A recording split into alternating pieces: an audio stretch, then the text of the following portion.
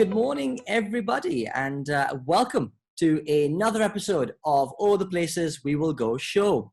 Look, we are here every Friday morning at 8 a.m. talking to a very special guest, talking about life's undulations, the ups and downs, the rounds and rounds that lead to eventual success.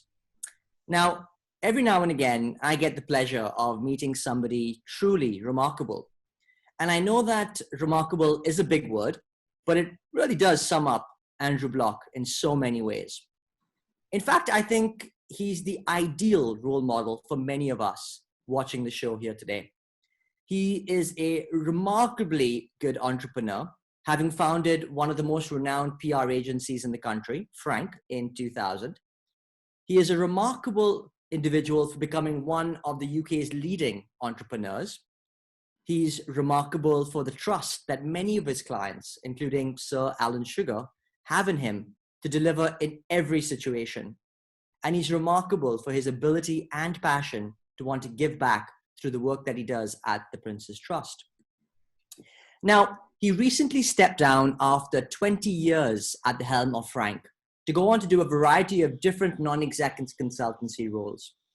And on a personal note, I actually think he wins the world championship in being the quickest man to respond to emails and messages. So there you go, Andrew. That's your claim to fame above everything else.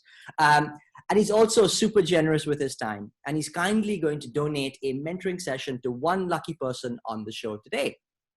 Now, to be honest with you, and truth be told, I would love to win that mentoring session myself, but I suspect it's a little bit against the rules. So I'm going to play on the ethical side and cut myself out. But all of you who's been on the show before know what you need to do.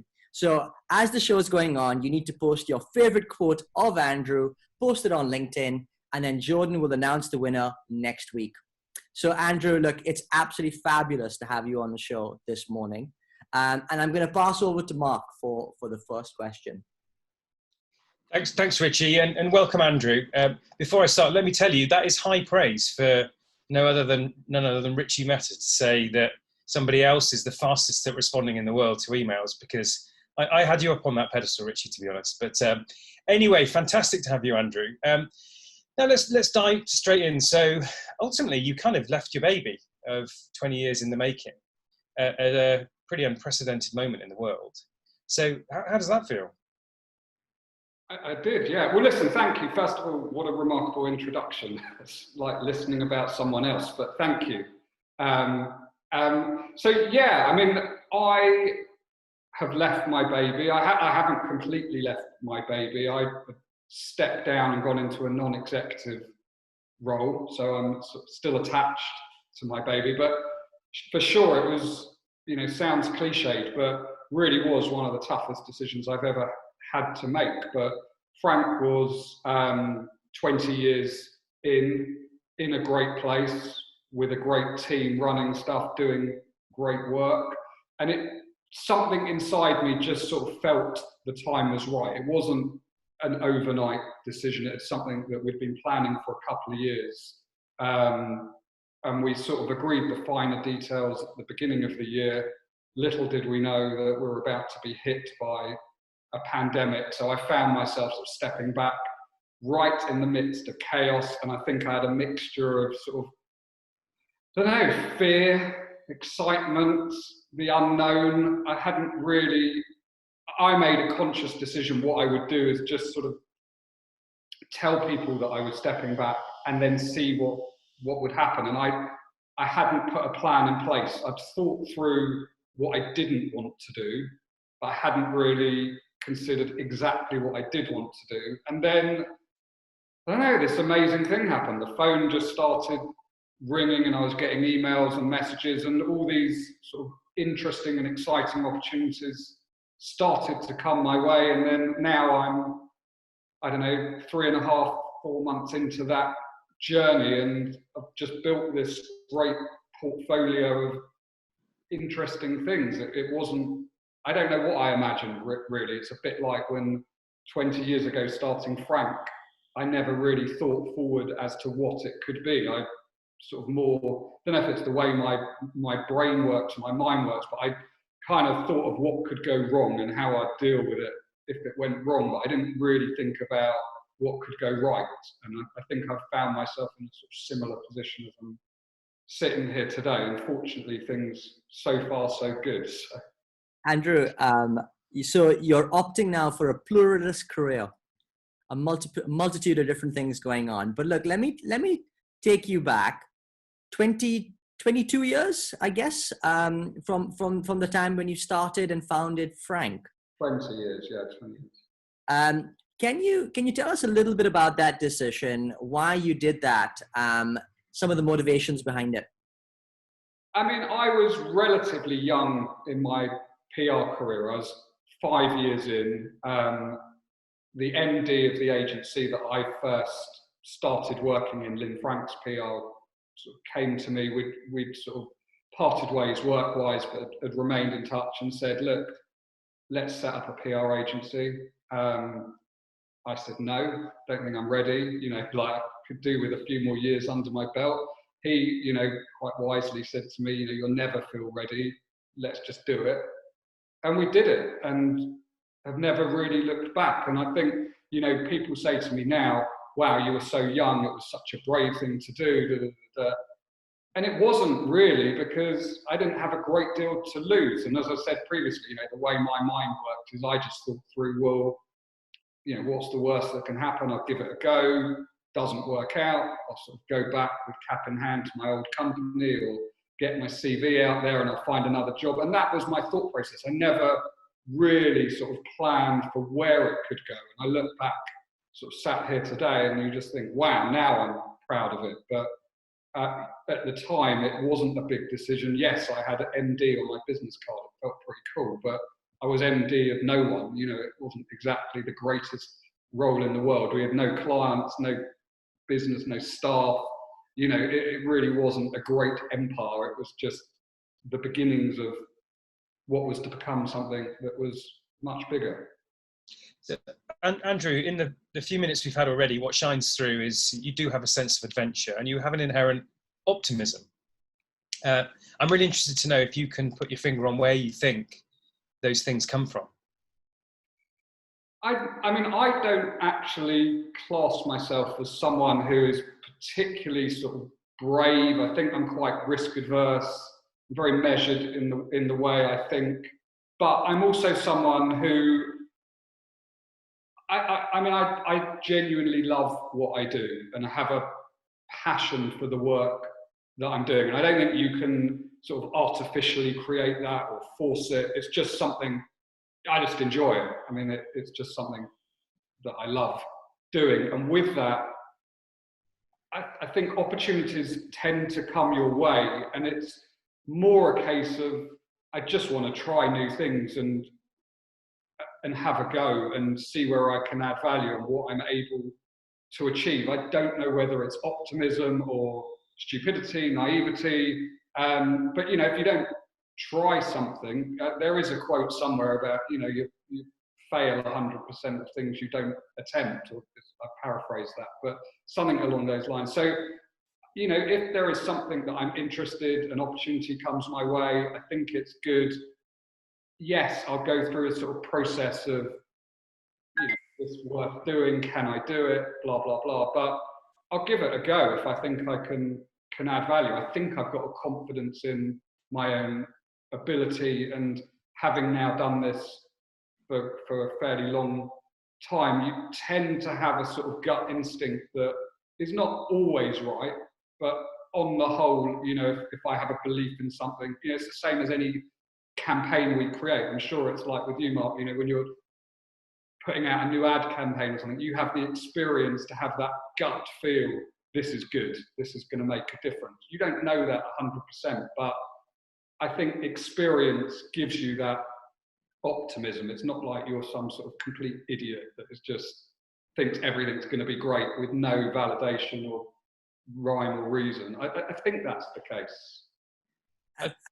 Andrew, I want to pick up on something you said about, you know, your MD title back in the early days, and the MP, you know, MD of what empire? But particularly speaking, how long do you think it took to scale up Frank to a point where you were kind of going, wow? Because I mean, clearly today it's in a different realm. But I mean, how many years did it take to even get to a point where you kind of felt like this is becoming substantive and scaling, and you felt there was a good business model behind it?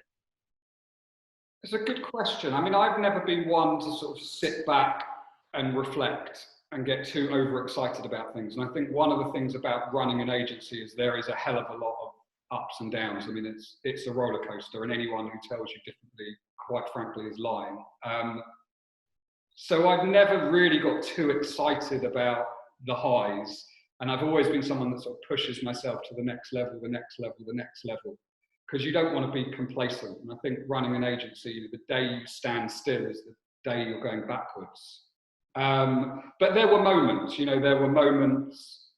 On our first birthday, we won the Brill Creamer Camp, which was a really iconic mass household brand. And we'd beaten a few really big agencies to win that business. And that was a pretty defining moment for us. I thought, wow, we can do this. We can beat the best established agencies out there. And then, over the years, there were the awards you win, which I never, reflect too much on, but they're nice. We won, I think, Marketing Agency of the Year in 2006, I think it was. And that was an award that you didn't enter. It was judged by your peers, by media experts. So that was nice. And then, I think maybe some of the campaigns, you find yourself doing these things.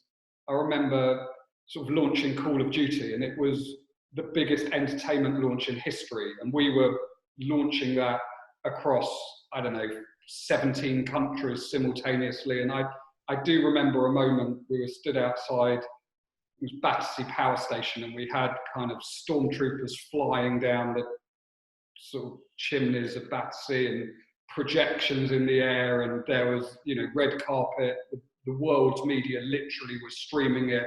BBC were going live, and I was like, bloody hell, like, we've done this. I mean, like, you sort of pinch yourself, like, here's me, like the kid that grew up playing computer games with my own kids that are obsessed by computer games, and I'm sat here launching the biggest entertainment launch in history. Like, there are those sort of moments. And now I look back at some of the campaigns, and whenever someone says to me, I remember that, or that's great, or when I do something now and my mum says, oh, I saw that, or have you seen that in the paper, is normally what she says to me. I'm like, yes, I've been working on that stuff. That's cool. And I still get a buzz from that. I think, you've got to love what you do and get a satisfaction out of the results. And, I get that to this day. And actually now I've sort of stepped away from the day-to-day running of Frank, and I'm sort of doing some of my own stuff. I'm almost getting that thrill all over again, because I guess I proved to myself I can still do the actual work as well as sort of direct other people to do the work, which is, a nice feeling. I love the trade and the craft of what we do, and the coming up with the ideas and then seeing that through to fruition and reality. So I'd not made the link before, but I do now actually hold you partially responsible for my son's gaming. I don't know if I call it a problem or whatever, but so thanks. But you described a roller coaster, and then you talked a lot about some of the highlights and the awards and so on. Obviously, on a roller coaster, there's the downs as well. So what have been some of the trickiest spots, and how have you found the resolve to navigate through them?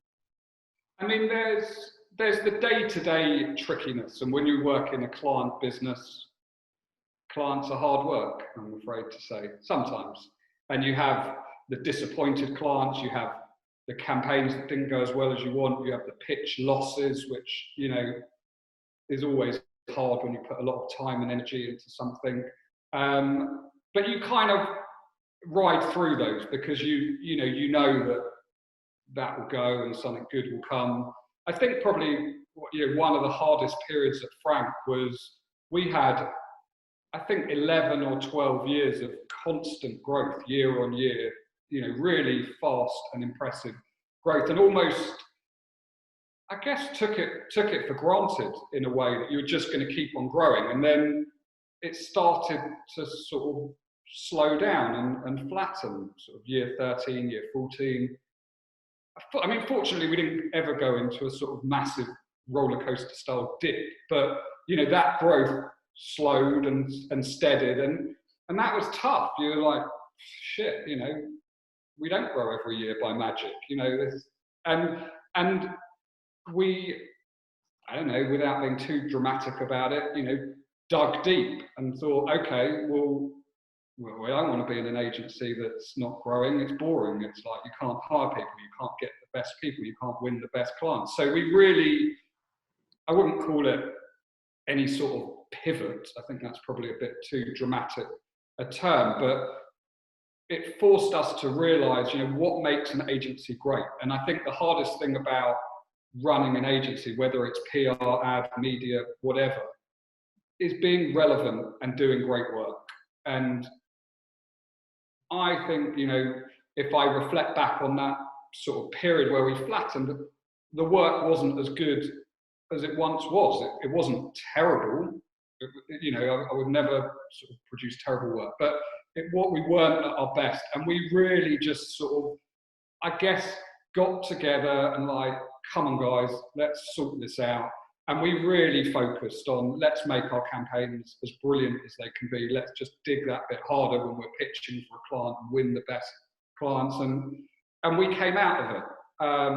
But it was, it was a bit of a wake up call. And, you do see fantastic agencies rise and fall. And it's just sort of the nature of, I think, the marketing services world, where people can get a little bit starstruck by the new cool startups. And when you're a small agency and you're starting, you've got that energy, that buzz, you're the cool kid on the block. The hardest thing about scaling up and growing is keeping all the things that made you brilliant when you started, that sort of freshness, the coolness, the excitement, and not falling into the trap of, just because you're big, behaving like you're big. And we started to think of Frank as a kind of, I don't know, like almost a small agency that just happened to get big, but trying to keep that boutique, not just feeling to the outside world, but total behavior in terms of how we acted, not becoming too corporate, not having too many internal meetings and processes and structures. You want to keep that entrepreneurial flair and vibe to the agency. And I think that's what sort of pulled us out of it. We sort of got a bit too grown up and sensible, and that's not why people hired us. It's not why people liked us. And then once we realized that and started sort of, I guess, going back to being small, I looked a lot. There's lots of great brands out there, but one of the brands that I've always admired is Innocent, and they talk about being professionally unprofessional, and I thought a lot about that, and I love that. And the way that I've interpreted that is, you have to sort of always feel fluid, spur of the moment. These are just ideas that you've almost sort of had in the shower, phoned your agency, got out within 20 minutes of thinking of it, but actually they're completely thought through, well-formed, brilliant marketing campaigns. And we tried with Frank, to make our approach to a lot of the campaigns we were doing and the way we sort of package the agency to have that professionally unprofessional feel, where people just look at it and they think, I guess, wish I'd thought of that, is the reaction you want from other agencies and clients and marketers. And there's a real skill to that. You can't be sort of unprofessionally unprofessional. You have to, especially when you're doing campaigns that are quite edgy or have an element of risk or controversy to them, you always have to think through the downsides, what could go wrong, what's the risk, and plan for that carefully, and then you just go for it. And you've always got to be brave in the way you do stuff. And I think that applies both to clients but also to agencies and how they market themselves and build themselves as brands in their own right. Andrew, I love the the analogy around, I wish I'd thought of that, because I think that's a great sort of benchmark to have when considering launching campaigns. And your words around taking those risks and being brave, surely are the cornerstone of both client and agency life, in our marketing world. And that really resonates with me. I have to ask though, you've literally had some of the most iconic, both corporate clients and personal branded clients as well. I mean, Sir Alan Sugar is a great example of that. Can you give us some insight? Well, one, actually, what is it like to work with him? Because that's brilliant, and thinking about that. But then two, I mean, how do you come at new client development? I mean, how were you able to build this empire of great clients? Is there any tips and guidance you could share with us? That's a great question. I think, I don't know. In some ways, the new business strategy of Frank was born out of the fear of having to pick up the phone and cold call and sort of sell yourself. And I sort of realised, not just me, but others within the agency, that obviously the best way to win clients is for them to see what you're doing. And this will sound super simplistic, but it's true. If you do great work, everything follows from that. You do great work, people see it, clients see it, they want to work with you. People want to work with you because they want to be doing that sort of work, and you attract the best people. And so really what drove the new business and won the clients and continues to win the clients is doing good work. And I think the day you stop doing great work is the day you stop becoming a great agency. And, an agency, there is no shortage of agencies in this world. There's a lot of them. I mean, I don't think it's unfair to say there's probably an oversupply of agencies. So the key is, why are you different to anyone else? What is your point of difference, and why would a client want to work with you? And I believe you have to stand for something. That point of difference has to be true. You can't kind of make it up. And you have to stick by that. You shouldn't be all things to all people. And with Frank, we've always tried to maintain a strong brand culture. We've always positioned ourselves, well, we just are, a creative agency. And then we really focused around the ethos of talkability and the principle that if you can get other people talking about your campaigns, that is your best form of marketing. And worked very, very hard to not just do PR or comms campaigns for the sake of it. And, there is a lot of communication out there that is just noise. And, especially in today's digital age, getting an audience isn't difficult. You can reach people in seconds. You can hit them by, 1,000 different forms of marketing, media, advertising, whatever you want to do.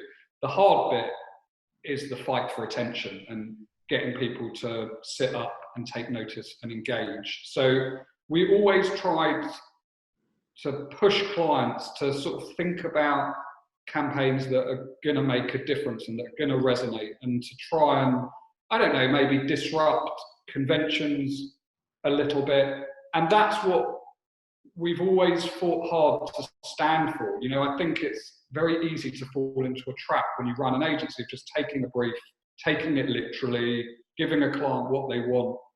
And a great agency will try and challenge the client. And, if they don't believe that is the right solution, so that they can produce the right work. And I think, actually a great agency needs great clients. And you have to be prepared to walk away from opportunities that don't feel right, or you don't think are going to deliver the results, which I think we've done naturally over the years. I think by having a strong brand, you tend to attract clients that think like you and very cheesy, but sort of work as partners together with you, as opposed to treating you like a supplier. And you naturally deflect the ones that aren't going to allow you to do the best work and be true to yourselves. So, Andrew, you're saying that Sir Alan Sugar is just like you, or you're just like him? Is that? I don't know which of us would be more horrified to hear me agree to that. I mean, we're similar in lots of ways. I mean, funnily enough, what you said to me right at the beginning about sort of being quick to reply to emails and response, I think I've learned that from him. I mean, potentially it's sort of one of my natural traits anyway, but, you know, he's someone that is super busy, runs, you know, dozens of businesses, but also kind of has got to a stage in life where he can enjoy life and sit on a yacht, fly his own planes, etc. But I know if I send him an email, WhatsApp, whatever it might be, he will respond to me. I mean, normally immediately, but I worry when I haven't had a reply within an hour or so. And efficiency is super important to him. You know, he does not want someone that he has to chase, that he has to wait for. And I've got used to that over time, but I think that's sort of how I am. You know, for me, the real basics of client servicing is being responsive and getting back and managing expectations and not allowing people to become frustrated or to worry, like, is something in hand, you know, and his, you know, that I'm very much like that. It's just part of my makeup, but I know him and he wouldn't tolerate someone that kind of doesn't get back quickly or isn't on top of the detail or doesn't remember something. But, you know, we're similar in that respect. We're different in lots of other respects, but when you've worked with someone for a long period of time, and I've worked with them for nearly 20 years, you know, you just know a client inside out and how to keep them happy, basically. And that's the basics of client servicing. He's no different to any other client in that respect. Yeah, we can all learn a bit from that in terms of immediacy. It shows that you care as much as anything.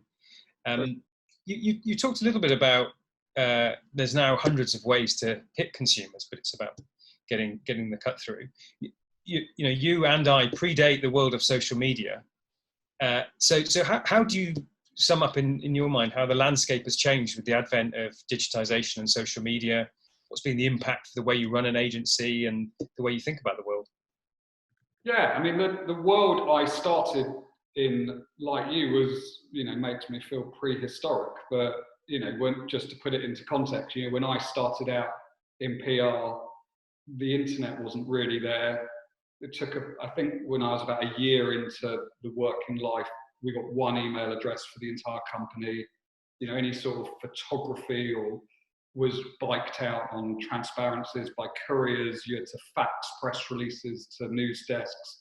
And then, you know, the world has transformed since then. And obviously the advent of the internet, social media, the principles of what we do are absolutely no different. For me, the digital sort of revolution has made it more exciting. You know, the immediacy of the thing I always loved about PR on day one was the fact, you know, you could have a campaign, an idea, and the next day, you know, it would be in the newspapers or on the news. And I was always that kind of loser that was, I couldn't wait for the next morning. I'd be at King's Cross when the papers would come out at 11 at night, so I could see it sort of a few hours earlier.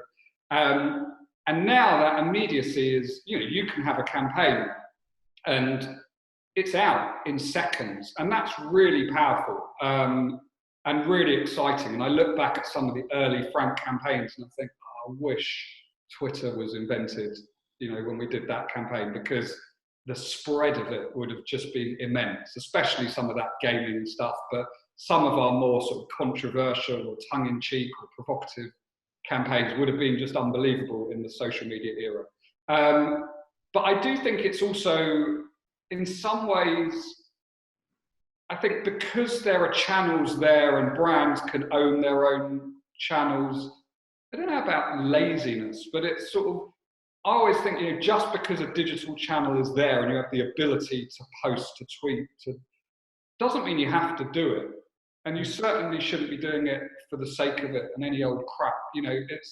So I don't know whether it sort of made marketers lazier. You know, you can buy eyeballs very, very easily. If you wanted to reach 1 million people by tomorrow, of course you can do that. But I hate the fact that that can potentially lead to a sort of laziness of creativity. And to me, the sort of best campaigns are truly integrated and use a sort of combination of earned and paid and the various different channels. And actually what the sort of storytelling bit of it does is just snowball that effect and build the return on investment and make stuff work harder. And certainly I'm not like an advocate of not using paid channels, because actually the greatest campaigns are where everything sort of works together to just make the message travel further, work harder, build more awareness. So, you know, look, I think when you work in the industry that we work in, you have to have an appetite for understanding new technology, to learning it. And I learn all the time, you know, it's constantly being schooled about, you know, whether it's programmatic advertising or whatever it might be, all these things that, you know, for me were just sort of terms that I didn't really comprehend a few years ago, or maybe they're things that didn't even exist a few years ago.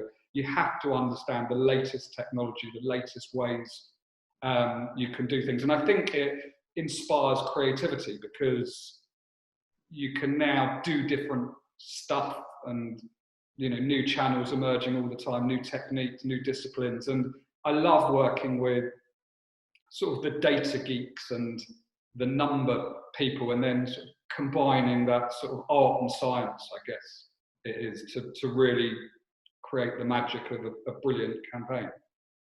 Andrew, I think you know, that's a great summary of some of the key future trends that are taking place as well. Just a quick reminder, everyone, do post your favorite quote of Andrew onto LinkedIn for a chance to get a mentoring session with him. It's a bit of a once in a lifetime opportunity, to be honest with you, and I'm probably going to do one myself, but nevertheless. I've got a great question from Chirag, who works at Mars. So Andrew, what are the principles checklists to achieve a great PR campaign? That's a good question. I mean, I don't know if there's a checklist. I think, for me, you should never be doing PR for the sake of doing PR. It's always got to link back to your business objectives. So whether that is building awareness, changing perceptions, selling more product, that's what it has to come back to. And then you sort of look at that objective and work towards how you're going to achieve that. And your checklist really should be, you know, is this campaign going to lead to this?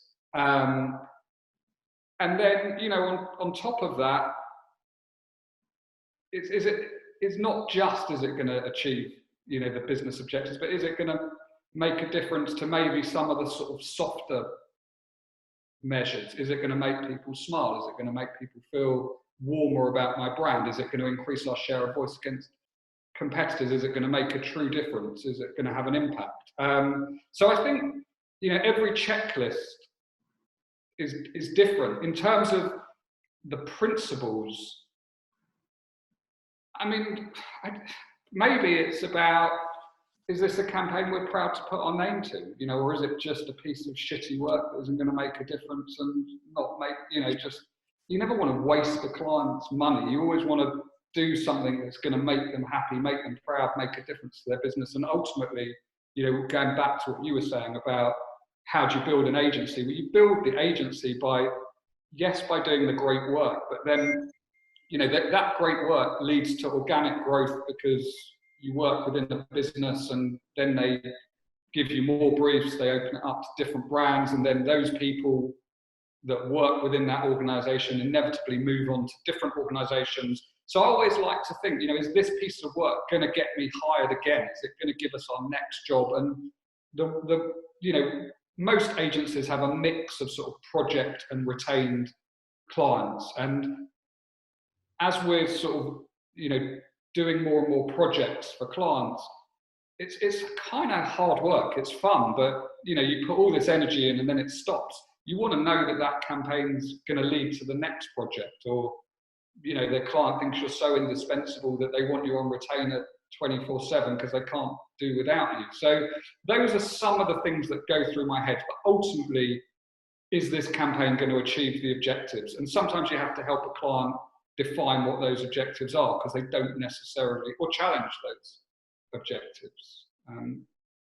I love The best campaigns, it's a good question. So it's just thinking through. But if you can demonstrate return on investment, ultimately that's what you have to be trying to do, especially in a world of data and numbers where you have, performance marketing agencies that can be very analytical in terms of spend this, get this. PR especially needs to step up and show we're not just that sort of fluffy, nice feeling bit that if it makes a difference, great. If it doesn't, oh well, it's only like 5% of our marketing pot. Bullshit. Like PR can measure, it can make the difference, and it can make an exponential difference to what a numbers agency can do. But you have to be able to prove that, and your checklist needs to define how you're going to do that. I agree with that thought that PR as a medium has the potential to hit the jackpot in a way that others a bit more mechanistic and can't. Now, Andrew, you don't get to achieve everything you've achieved without being pretty good at networking. Sometimes networking is seen as something quite intimidating or a bit of a dirty word, but it's important, right? So what will be your advice to everyone watching in terms of how to be an effective networker? That's a good question. I mean, I'm a good and a terrible networker. So you won't find me at a sort of cheese and wine party with a name badge saying, "Hi, I'm Andrew." Like, no, thank you. But I think I network almost by accident. In the, I don't go out my way to meet people, but I'll give time to everyone, and if I can, and by sort of, I guess, doing things like this, and there will be people that will look at this and think, "What a dick! I never want to work with him." And there might be people that think, he could maybe help me. That's my type of networking. And if people think I'm a dick, sorry. And if they think they'd like to work with me, great. Send me an email. Drop me a message on LinkedIn. That's how to network. And I think I've always believed that you should give time to people if you can. And if people ask you for advice or help or want a contact, it doesn't take a great deal of your time to do it.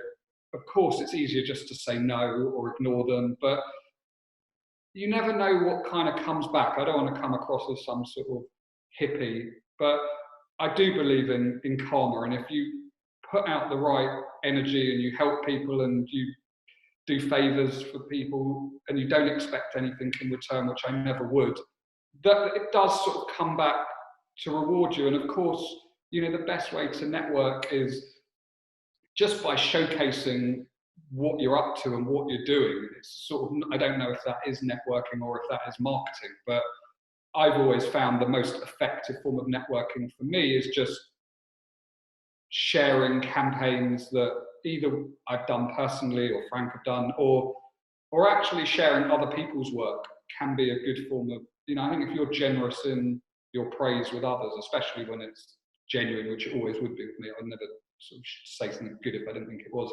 It kind of, it all comes around, and we work in a small industry, and I think like-minded people tend to just gravitate towards similar people, and that's been my sort of style of networking over the years. It's not a typical form of networking. I hate that sort of networking clubs or forced sort of friendships. It's just not my type of thing, but I do it in my own way, which I think is really just intuitive and not planned and not contrived. It's just how I operate as a person, and it's kind of worked for me in that it's enabled me to build connections with people that are similar to me. The cheese and wine crowd will always sort of gravitate towards one another, and that's fine. I'm not knocking it. It's very valid. It's just not for me personally. And people who are more like me that, I don't know, hide behind Twitter or LinkedIn or find each other that way. So it's just how it's worked. Andrew, it's to be honest, it's what you've said has come across in spades to me over the last couple of weeks, getting to know you better, and I can totally resonate with with the sentiment there. And I love the thought when you said, is it networking or is it marketing? And I kind of think what a lovely sort of blurring of the lines between those two things that I hadn't given much thought to before. So it's a great insight there. I know we're running out of time. I just want to take one question from Raju. So he asks, today, a troll or a negative post can potentially damage a brand. Thus, ORM, not quite sure what ORM is, maybe you do, plays a key role. How does one ring fence a brand from a PR perspective? You know, what social media has done is it's given brands and consumers the opportunity to interact directly. And sure, one tweet can damage a brand, but one tweet can also make a brand. And I think, you know, social media has opened up a real opportunity for PR agencies, because the way that a PR person thinks is intuitively storytelling and building connections and earning respect. And in my opinion, you know, brands shouldn't shy away from social media for fear of the troll. And, you know, a lot of it is pretty meaningless. Yes, there are examples of brands that have had big reputational damage, you know, via stupidity or poorly thought through messaging. But at the same time, there's, you know, hundreds of thousands of brands that have built themselves and built their businesses through social media. And to me, you know, the ability to be able to interact directly with consumers is a really, really powerful thing. And you know, sometimes you sit as an agency and you've created these great campaigns, built this brand warmth, made people smile, made people think favorably about your brand. And then, you know, as a consumer, I'm sat there, you know, phoning my mobile service operator or my utilities company or my insurance company. And the experience I get is so different on the phone or on social media when I'm not responded to or whatever it might be. And you think, such a shame, you're putting all these millions into marketing and then you're letting yourself down in terms of your consumer interaction. And actually the two things can work together. But there is a role for PR agencies to be the guardians of that interaction and to use it. You know, there's lots of examples of brands that do it extremely, extremely well. And I think the best brands are wising up to the power of that interaction and how to use social media in a clever way and sure, there's risks, but there's risks with every marketing campaign you do. And like any other form of marketing, you have to think through the pitfalls of what you're doing, the downsides of what could go wrong and how you would mitigate for it in that instance. And look, we're in a society of snowflakes where you sometimes can't do right for doing wrong or can't do wrong for doing right, whatever way you want to look at it. But, you know, you shouldn't be paralyzed by fear. Sometimes you need to have an element of bravery. Otherwise, you just get paralyzed and frozen and don't do anything. And doing nothing is the worst thing you can do as a brand. Don't know if that answers that or not, but hopefully. Mark, you're on mute. Well, I was going to say, what a great way to end, actually. Unfortunately, we are out of time, but a fantastic note to end on in terms of that element of bravery. So, Andrew, I'd like to thank you for your insights around PR and marketing and brands and media, of course, but also the extra layers that I think you brought with some wonderful insights. And if I just play back my takeaways, very much that spirit of have a go, which is where we started and ended the conversation, an element of bravery.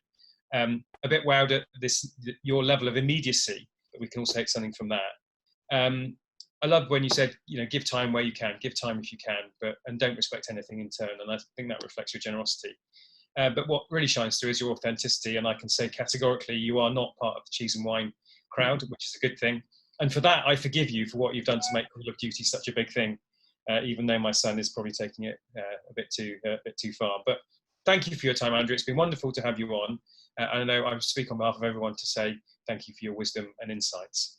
I'll let Andrew have the last sort of sign off, but just to flag for next week, we've got another fabulous guest, Rod Bristow, who's president of the Pearson in the UK and overseeing their digital learning transformation. And he'll be taking us through his journey, how he started at Pearson and made his way all the way up through to the exec leadership board. So another classic coming next week. But in lieu of that, thank you again, Andrew. Thank you very much for having me on. I enjoyed it, and I hope others did too. So go back to bed now. Exactly. Well, good weekends all, and see you next week.